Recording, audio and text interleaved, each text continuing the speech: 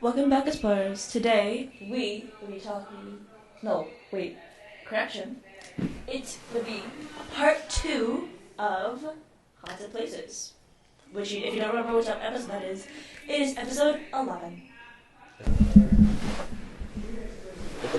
The first place we are talking about is well known. It is called Forest Park. Which is Cemetery. not actually a forest. It's a Cemetery. It's a cemetery, as you Yes. said.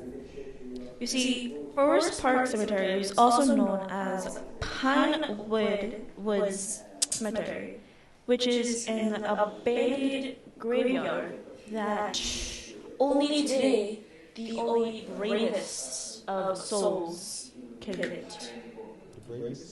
The bravest of souls. I didn't know because I didn't read into it that much, but it's supposed to be true. That's what I want to say. But we haven't really visited You it. know, we haven't read into it that much.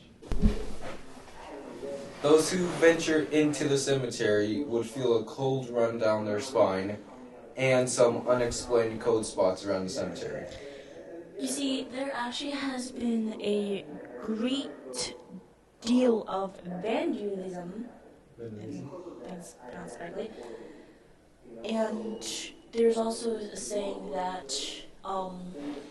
the decapitated, head missing. So, some angels are decapitated in the cemetery. Yes, but they said that people could see drips of blood coming down from the stone angels' necks.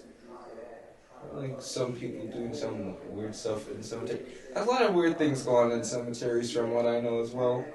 But there's some coffins missing from what I've heard as well. There's vandalism, as you already said. Reminds me of that one cemetery that which is not really sponsored. But I heard there's actually one cemetery that says they don't really bury their bodies freaking 6 feet instead of do it 3 feet and do most of the bodies on top of each other. So no coffin, No coffin, just the buried. body. And I could see the body parts or the bones sticking out. I'm here. Normally it's only their hands sticking out. Just all bones, some flesh, not a lot of flesh. Yeah. They're gonna be rotting though. That's the bad thing about that. It's gonna have a bad smell to it. What's the time really even smell like? Why are you asking that? I don't know. Alright, I get it. It's a part of the haunted places, but The second house is called the House of Death, and it is located in New York City on number 14th, West 10th.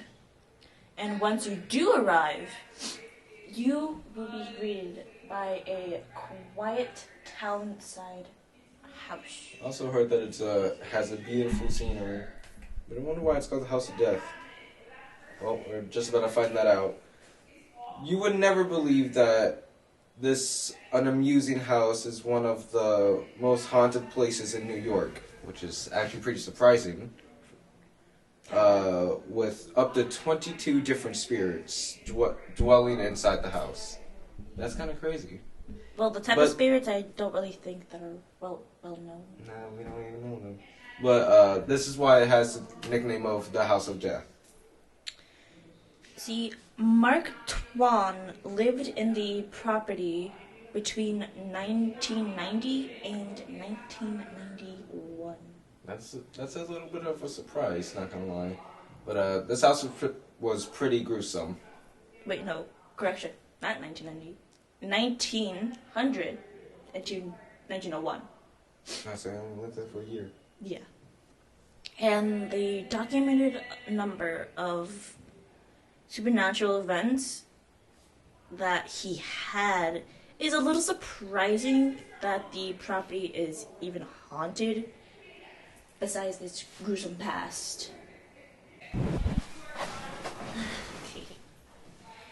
You see, throughout the 12th century, there has been a horrifying event of the most famous of the of the house, which is the murder-suicide of a 6-year-old girl.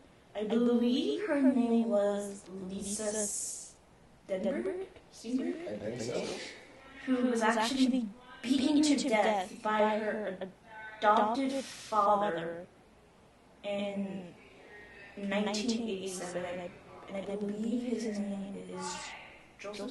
I was gonna say, did you have a name for this guy? They have the last name, the same last name, don't they? Their Biological name? I think they since they're adopted, he's had to give her his last name. That makes sense. But How crazy was he doing that? I don't know. Maybe I'll. Maybe it was exactly what he Possibly. I'll look more into it after one more done with this.